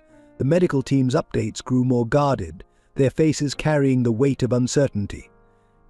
Jake's condition deteriorated rapidly, his once vibrant spirit dimming under the assault of increasingly aggressive treatments. "We should have started with a different protocol," Marcus snapped one evening, pacing the sterile corridor. "We trusted the wrong doctors, waited too long, made all the wrong choices." Sarah, exhausted from nights of vigilance, fired back. "If we hadn't been separated for 7 years, if we'd known about his genetic predisposition earlier," the unfinished accusation hung in the air between them. Elliot, always sensitive to the family's emotional undercurrents, withdrew into himself. His usual brightness faded, his artistic collaboration with Jake reduced to silent sketching in separate corners of the room. The telepathic connection the twins had shared seemed to flicker like a failing light. The Langford family fractured under the pressure. Richard blamed himself for the years of separation that might have delayed crucial medical intervention. Eleanor's attempts at reconciliation through art therapy sessions fell flat as tension mounted. Even Emily's documentary project ground to a halt, her camera capturing only shadows of their former unity. Jake, despite his weakness, sensed the growing discord. "Everyone's fighting because of me," he whispered to Elliot during one quiet moment. "Maybe it would have been better if we never found each other." The words, overheard by both parents, shattered their hearts and sparked a deeper crisis. The guilt of their past choices, combined with their current helplessness, threatened to tear apart everything they'd rebuilt. The medical staff began suggesting alternative care options, words that made everyone flinch. The experimental treatments had taken their toll on Jake's body, leaving him vulnerable to infections. Each day brought new complications, new reasons for concern. The financial strain, though never discussed in front of the boys, added another layer of stress. Marcus's decision to leave Langford Enterprises had cut off their primary source of funding for Jake's treatment. Insurance battles and medical bills mounted, creating a constant undercurrent of anxiety. Their united front began showing cracks. Sarah spent more time at her old apartment, seeking solace in familiar surroundings. Marcus buried himself in medical research, sleeping in the hospital's uncomfortable chairs rather than facing an empty home. The twins, once inseparable, found themselves pulled apart by their parents' growing distance. Even the art therapy sessions, which had been their source of healing and connection, became fraught with tension. Jake's paintings grew darker, filled with stormy skies and shadowy figures. Elliot's matching pieces, once bright with hope, now mirrored his brother's darkness. The setback reached its peak when Jake developed a severe infection, forcing him into isolation. The family could only watch through a glass window as their brave boy fought another battle alone. The physical separation seemed to symbolize the emotional walls that had risen between them all. "We're losing everything," Sarah sobbed one night in the hospital chapel. "Not just Jake's health, but all the healing we'd found, all the love we'd rebuilt." Marcus, finding her there, couldn't find the words to comfort her. They sat in silence, their shared pain creating a gulf between them that seemed impossible to bridge. The temporary setback threatened to become a permanent fracture. Everything they'd fought so hard to rebuild, trust, love, family bonds, was being tested in the crucible of fear and helplessness. The cost of keeping the family together began to extract its toll in ways none of them had anticipated. Marcus's resignation from Langford Enterprises had immediate and severe consequences. The penthouse tied to his position as CEO would need to be vacated. The private school where Elliot thrived sent polite but firm letters about outstanding tuition. Sarah's art gallery dreams crumbled as potential investors backed away, fearful of association with the scandal-plagued Langford name. Her small savings, carefully built over years of freelance work, vanished into the endless stream of medical bills. The cozy Brooklyn apartment she'd called home for years went on the market, another sacrifice on the altar of necessity. "We'll find a smaller place," Marcus assured everyone, trying to sound confident as they packed up the penthouse. "Something that's truly ours," but watching the twins sort through their belongings, deciding what to keep and what to let go, broke his heart. Each discarded toy or outgrown book seemed to represent another piece of their childhood being sacrificed. But Eleanor Langford, witnessing her son's struggle, made her own sacrifice. She tried to sell her prized art collection to help with Jake's medical expenses, only to find the market had turned against anything associated with the family name. The paintings that had once been her pride now hung like silent witnesses to their fallen status. Emily surrendered her photography career, her reputation tarnished by her role in the twins' separation. The documentary she'd hoped would tell their story of redemption remained unfinished, raw footage gathering dust as more pressing needs took precedence. The twins bore their own burdens silently. Elliot gave up his beloved piano lessons and after-school activities without complaint, understanding that every dollar needed to go toward his brother's treatment. Jake watched his art supplies dwindle, making each crayon and piece of paper last as long as possible. Sarah's artistic community, once her support system, drifted away as she missed exhibition deadlines and commission opportunities. Her hands, once steady with a brush, now shook with exhaustion from long hospital nights and worry. The mural business she'd built through years of hard work fell apart as clients sought artists with less complicated lives. The family moved to a small rental house in Queens, far from their familiar neighborhoods. The space was tight, the furniture mismatched, the walls bare except for the twins' artwork, but it was all they could afford while maintaining Jake's treatment schedule. Marcus took consulting work, anything to bring in money, swallowing his pride as former colleagues offered him junior positions or short-term contracts. The man who had once commanded boardrooms now waited in outer offices, grateful for any opportunity to support his family. The most painful sacrifice came in the form of time. The aggressive treatment schedule meant less time for family moments, for art, for the simple joy of being together. Every hour was measured against medical necessity, every decision weighed against Jake's needs. Even Richard Langford, watching from his mansion, felt the sting of sacrifice. His attempts to help were rebuffed by angry shareholders, his influence in the business world waning as the scandal continued to ripple through corporate circles. The legacy he'd spent his life building was crumbling, not through external forces, but through his own family's choices. Yet in the midst of these sacrifices, something valuable was being preserved, something that couldn't be measured in dollars or status. The love that bound them together grew stronger with each loss, each sacrifice becoming a thread in a tapestry of devotion that no hardship could unravel. The darkest hour arrived on a stormy night when the hospital's power briefly flickered, casting shadows across Jake's pale face. His condition had deteriorated to a critical point, and the medical team had called an emergency family meeting. "We need to discuss hospice options," Dr. Reynolds said gently, the words falling like bombs in the small consultation room. "Jake's body isn't responding to treatment anymore. We need to consider his quality of life." Sarah collapsed into Marcus's arms while Elliot, who had insisted on attending, stood frozen by the door. The boy's face, so like his twins, showed an understanding far beyond his years. "You're giving up on my brother," he accused, his voice shaking with rage and fear.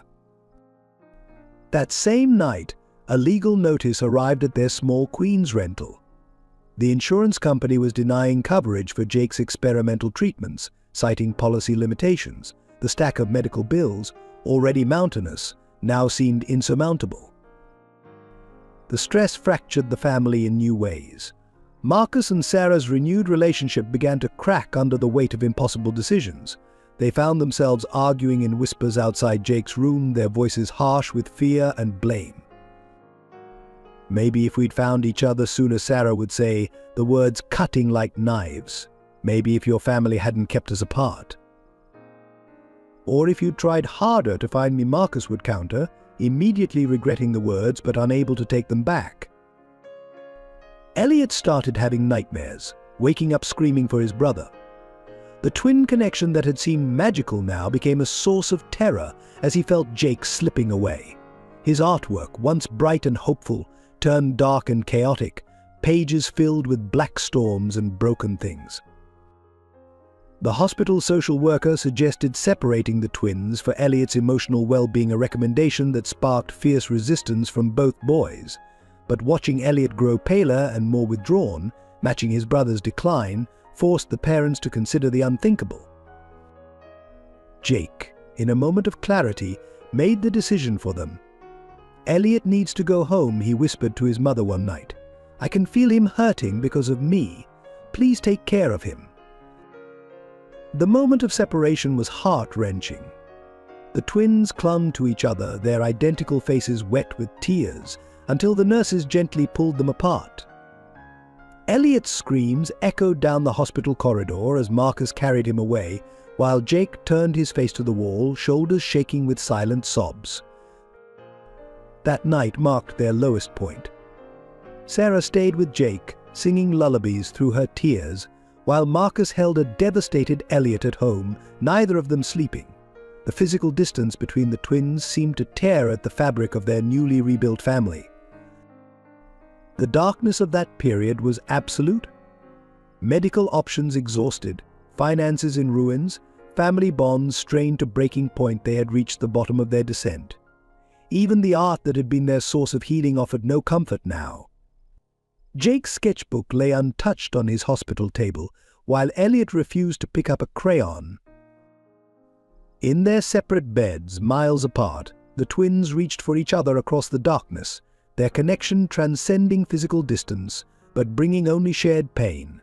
The family that had fought so hard to reunite now faced the prospect of an even more permanent separation. The breakthrough came from an unexpected source. While cleaning out his father's study at the Langford mansion, Marcus discovered a hidden safe behind an old painting. Inside, he found a thick folder labeled Sarah Mitchell Medical Trust. The documents revealed a stunning truth. 7 years ago, when Sarah was pregnant with the twins, Richard Langford, I had secretly established a medical trust fund in her name. The fund, worth millions, had been intended to provide for any health needs of Sarah and her unborn children. But Emily, in her misguided attempt to separate the families, had intercepted the paperwork and buried it. "I couldn't let you find out about the pregnancy," Emily confessed when confronted. "The trust fund would have led you back to Sarah." She produced more documents from her own files, years of medical updates on Jake that she'd hidden from everyone, regular reports from a private investigator who had monitored Sarah and Jake's well-being. Among the papers was a letter from Richard to Sarah, never sent, dated just after the twins' birth. "I was wrong to judge you, to let pride stand in the way of love. This trust is my attempt to make amends, to ensure my grandchildren will always be cared for, even if I lack the courage to acknowledge them publicly." The trust fund had grown substantially over the years, untouched and accumulating interest. It was more than enough to cover Jake's treatments, with plenty left over for both boys' future medical needs. But the revelation went beyond money. Sarah found her own evidence in a box of Jake's baby things hospital records, showing that Richard had anonymously paid for her medical care during the difficult pregnancy and birth. He had been watching over them all along, his pride preventing him from reaching out directly, but his conscience demanding some form of protection. Eleanor Langford, upon learning of her husband's secret efforts, broke down and revealed her own hidden cache of documents. She had kept every newspaper clipping about Sarah's small art shows, every public mention of Jake's achievements. Like her husband, She had never completely turned her back on her grandchild. Most significantly, they discovered that Richard had amended the family trust years ago to include both Jake and Elliot as rightful heirs, regardless of the circumstances of their birth or adoption. The documentation was ironclad, predating any knowledge of Jake's illness, proving it wasn't just a reaction to current circumstances. Dad knew, Marcus realized, staring at his father's signature. He knew, and he was trying to make it right in his own way. The evidence painted a picture of a family trapped by pride and tradition, yet unable to completely sever the bonds of love. Each member had kept their own secrets, their own small acts of protection and care, while maintaining a facade of separation. These revelations came with clear legal documentation that would force the insurance company to honor their obligations. The medical trust fund could be activated immediately, ensuring Jake would receive whatever treatment he needed, wherever in the world it was available. But perhaps more importantly, the discovered documents provided something beyond financial security. They offered proof that love had persisted through all the years of separation, manifesting in quiet acts of protection and care, even when pride prevented direct acknowledgement. In Jake's hospital room, surrounded by the evidence of years of hidden concern and connection, the family began to see their story in a new light. They weren't just survivors of a tragic separation, they were beneficiaries of a love that had never truly died, only waited in silence for the right moment to emerge. The revelation of Richard Langford's secret trust fund set off a chain of events that transformed the family's fortunes. The insurance company, faced with irrefutable documentation and the threat of legal action, reversed their decision. Jake's treatments would be fully covered, including access to specialized care previously deemed experimental. At an emergency board meeting of Langford Enterprises, Richard stood before the shareholders and told the complete story. 7 years ago, I let pride and prejudice tear this family apart, he declared. Today, I'm setting things right. He announced his retirement and nominated Marcus as his successor, with one condition: the company would establish a new division dedicated to supporting families facing medical crises. Sarah's artistic reputation was restored when Eleanor organized a gallery showing of her years of secret paintings, the documentary of a mother's love and loss captured on canvas. Art critics praised the raw emotion and authenticity of her work. All commissions and opportunities began flowing in, her talent finally recognized without the shadow of scandal. Emily's redemption came through her own confession. She published a detailed account of her role in separating the twins, then used her connections to establish a foundation promoting ethical adoption practices. Her honesty, though painful, earned respect and opened conversations about family reunification. The hospital board, impressed by the twins' story and the family's resilience, invited Sarah to create a permanent art therapy program. The same corridors that had witnessed their darkest moments would now offer healing through creativity to other families facing similar battles. Marcus returned to Langford Enterprises not as the ruthless CEO he'd once been, but as a leader who understood that true success was measured in lives touched, not just profits made. The company's new medical support initiative, inspired by Jake's journey, became a model for corporate social responsibility.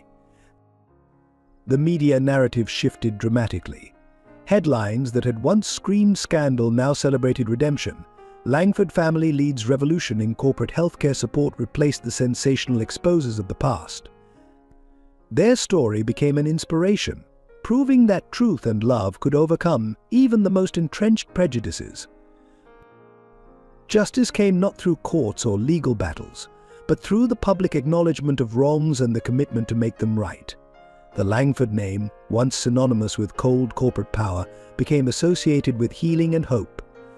Eleanor's art collection, which she had tried to sell in desperation, found a new purpose. She donated it to the hospital's pediatric wing, transforming sterile hallways into galleries that brought comfort to sick children and their families. Even the adoption agency underwent reform. Claire Davidson, the former director who had helped Emily separate the twins, came forward with a full confession and worked to implement new policies, ensuring family connections would be preserved whenever possible. Most importantly, Jake's treatment options expanded dramatically. With access to the world's best medical care and the security of knowing his entire family stood united behind him, his condition began to show signs of improvement. The dark cloud that had hung over the family began to lift. The justice they found wasn't just about money or medical care, it was about truth finally breaking free from years of suppression. Each member of the family found their own path to redemption, their own way to contribute to healing the wounds of the past. In the hospital's newly renovated art therapy room, the family gathered for what they called their healing circle. Jake, now strong enough to sit up and paint, worked on a canvas alongside Elliot. The twins had developed a new way of creating together. One would start a painting, the other would finish it, their artistic styles blending seamlessly. Sarah and Eleanor sat side by side at another easel, the former society matriarch learning to express herself through paint under her daughter-in-law's gentle guidance. The stiffness that had once characterized their relationship melted away with each shared brush stroke. Marcus and Richard found their own path to reconciliation through the family's new mission. Working together to expand the medical support program, father and son finally saw each other as equals, partners in creating a legacy worth being proud of. Emily's corner of the room held her camera, but she no longer just documented, she participated. Her photographs now captured moments of joy and healing, not just for their family but for others who came to the art therapy sessions. Her guilt transformed into purpose. "Look," Jake called out one afternoon, holding up a painting he and Elliot had created. It showed their family tree again, but this time the branches didn't just reach upward, they intertwined, creating a complex pattern of connection and support. Each leaf bore the face of a family member, including those who had once been considered outsiders. The emotional walls that had divided them crumbled through these shared moments of creativity and vulnerability. Eleanor learned to express the love she'd kept hidden behind proper manners. Richard found words for feelings he'd suppressed beneath business protocols. Sarah and Marcus rediscovered their love not through grand gestures but in quiet moments, sharing coffee while watching their sons paint, exchanging glances full of understanding across the art room, finishing each other's sentences when explaining a project to visitors. The twins' bond grew stronger than ever, but in a healthier way. They remained connected while developing their individual identities. Jake's art took on bold, vibrant colors reflecting his fight for life, while Elliot showed the steady strength that had helped his brother through the darkest times. One evening, as the family prepared to leave the hospital, Jake asked everyone to add something to his latest painting. One by one, they contributed Eleanor's delicate flowers, Richard's surprisingly playful swirls, Emily's precise lines, Marcus and Sarah's interweaving patterns, and finally Elliot's finishing touches that somehow brought it all together. "This is us," Jake said simply, looking at the collaborative piece. Not perfect, but perfect for each other. The painting became a symbol of their emotional resolution, not an ending, but a new beginning. It hung in the art therapy room, inspiring other families to find their own paths to healing and reconciliation. The wounds of the past hadn't disappeared, but they'd transformed into something valuable: wisdom, empathy, and a deeper appreciation for the bonds that held them together. Each family member carried their scars differently, but no one carried them alone anymore. The day of Jake's release from the hospital coincided with the twins' 7th birthday. Rather than their usual separate celebrations, the family planned a grand reunion at the renovated Langford mansion. The formal gardens, once reserved for corporate events, bloomed with colorful balloons and streamers. Sarah and Marcus had chosen this day for another celebration too. Under an arch of roses with the twins as their best men, they exchanged vows again. This time, there were no social expectations or family pressures, just pure love and the joy of second chances. "I take you," Marcus said, his voice carrying across the hushed garden, "with all our past, all our past, all our pain, and all our healing. I choose you, our sons, and the family we've built from broken pieces." Sarah's response came through happy tears. "I take you, knowing that sometimes love needs time to find its way home. I choose you, our boys, and the masterpiece we're creating together." The twins, dressed in matching suits, but with differently colored bow ties, Jake in blue, Elliot in green, they'd finally started embracing their individual identities, presented the rings. Each band was engraved with their family motto, "Love finds a way." Eleanor hosted the celebration with a warmth that would have been unimaginable a year ago. She had transformed the mansion's formal dining room into an art gallery, displaying works from every family member.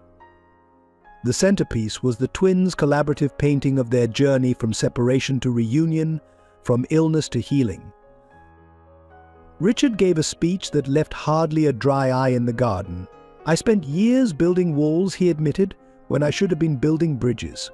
Today we celebrate not just a wedding or a birthday, but the triumph of love over pride, of truth over pretense." Emily's contribution was a multimedia presentation, photographs and videos chronicling their journey, but focusing on the moments of joy and healing rather than the pain of the past. The images showed the gradual transformation of all of them: Sarah finding her voice as an artist and mother, Marcus discovering what truly mattered, the twins growing stronger together. The celebration included members from both worlds. Corporate executives mingled with artists, hospital staff chatted with society figures, and children from the art therapy program ran playing through the gardens. The barriers that had once seemed so important had dissolved in the face of real human connection. Jake and Elliot had prepared their own surprise. They performed a duet on the grand piano, a piece they had composed during hospital stays and secret practice sessions. The melody wove together classical training and creative improvisation, much like their family had blended different worlds. As evening fell, lanterns lit the garden with a warm glow. The family gathered around a massive cake, not the formal, professionally decorated kind that had marked past Langford events, but one that Sarah and the twins had made together, slightly lopsided but made with love. "Make a wish," Sarah said, as the boys prepared to blow out their candles. "Don't need to," Jake replied, squeezing his brother's hand. "Already got everything I wished for." Elliot nodded in agreement. "We're together, that's all that matters." The party continued into the night, but the most precious moment came later, when the crowds had thinned. The family sat together on the garden steps, watching the stars emerge. No one felt the need to speak. They had finally found that peaceful place where words weren't necessary. The mansion that had once symbolized separation and status now stood as a testament to healing and unity. Every room held memories of both pain and joy, but the joy had won out in the end. A year after the reunion celebration, the transformation in each family member had become profound and permanent. Marcus, once driven solely by corporate ambition, now measured success differently.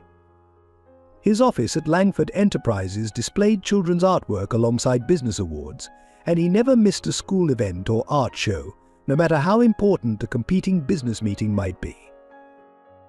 Sarah blossomed into a recognized artist, her work touching hearts beyond their immediate circle. Her gallery exhibitions told stories of separation and reunion, loss and healing, drawing crowds who found their own stories reflected in her paintings. But her greatest masterpiece remained the art therapy program she developed, helping other families find healing through creativity. But the twins grew into their unique identities while maintaining their special bond. Jake's recovery continued steadily, his art growing bolder and more experimental with each passing day. But Elliot developed his own style, more structured but equally expressive, and their collaborative pieces became highly sought after by collectors who recognized the unique power of their combined perspectives. Eleanor underwent perhaps the most surprising transformation. The former society matriarch now spent her days teaching art to children at the hospital, her perfectly manicured hands often covered in paint. She found a freedom in creativity that decades of social constraints had denied her, and her relationship with her grandsons deepened through their shared love of art. Richard discovered that vulnerability could be a form of strength.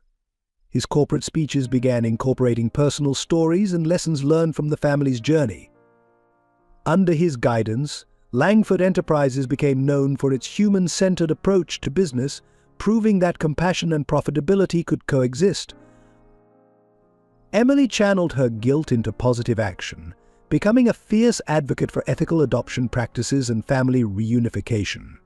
Her photography documented success stories of reunited families, creating a powerful testament to the possibility of healing and second chances. The mansion itself reflected their growth. Formal rooms were converted into art studios and gathering spaces. The gardens, once manicured to perfection, now included wildflowers and children's vegetable plots.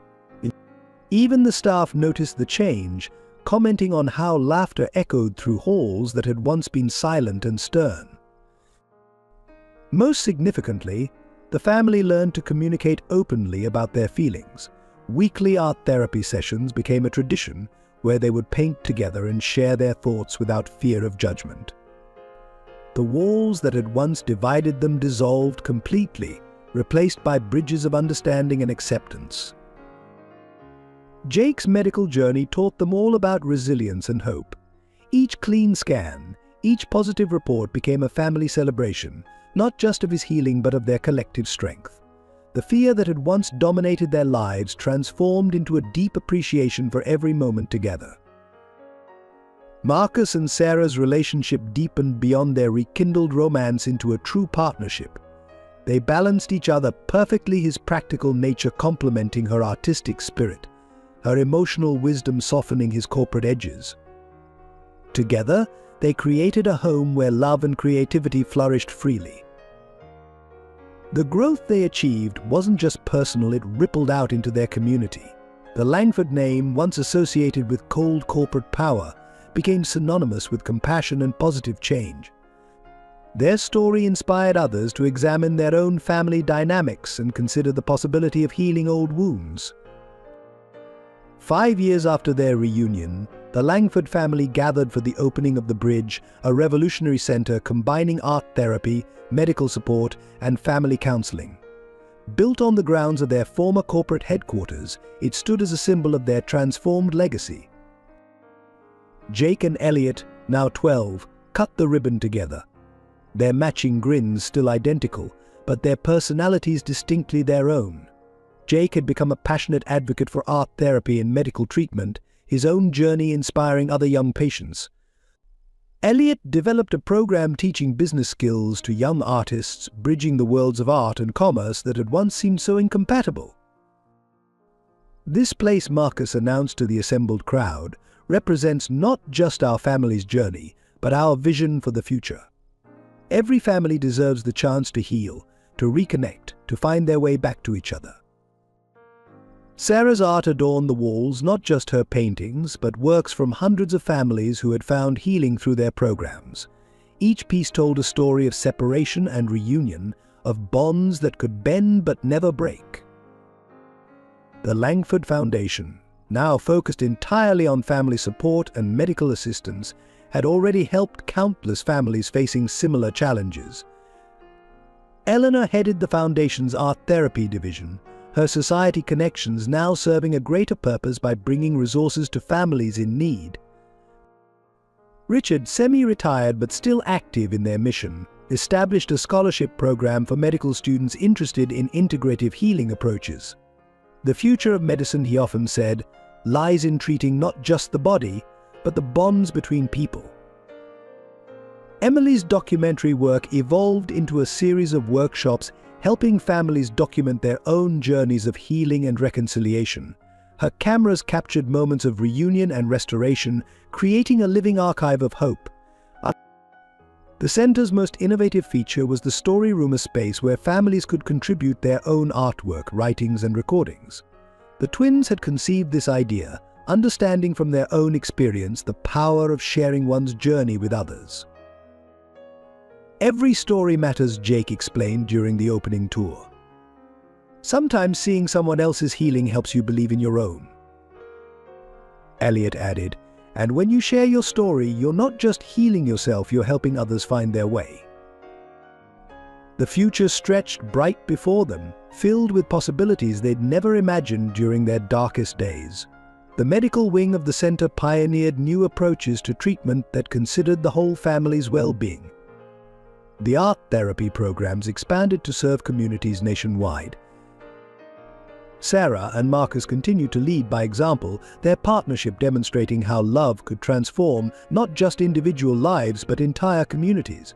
Their home remained a haven of creativity and acceptance, where corporate executives and young artists alike found welcome and inspiration. The twins, growing into young men, carried their family's legacy forward in their own unique ways.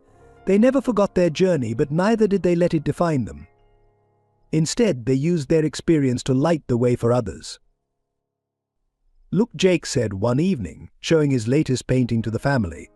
It depicted a bridge spanning a deep chasm, but the bridge was made of countless tiny hands reaching toward each other. That's what we're building here, Elliot explained. Not just a place, but connections. Hope.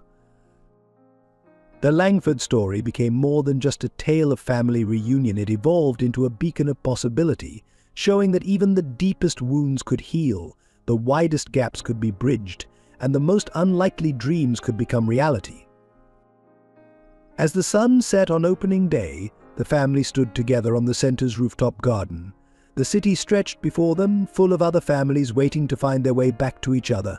Their work wasn't finished, it was just beginning. Ready for what comes next? Marcus asked, looking at his family. Their smiles provided all the answer needed. They were ready to continue building bridges, healing hearts, and showing the world that love indeed always finds a way. Thank you for joining us for this touching story of love, redemption, and the unbreakable bonds of family. We'd love to hear your thoughts. What moment touched your heart the most? How did the twins' journey affect you? Share your own stories of family healing in the comments below. If you enjoyed this tale of hope and second chances, please support our team by subscribing to our channel. Hit that like button to help more people discover stories that inspire and heal. Share this video with friends and loved ones who might need a reminder that it's never too late for love to find its way home. Stay tuned for more heartwarming stories that celebrate the power of family, forgiveness, and the human spirit. Together, let's spread hope and healing one story at a time.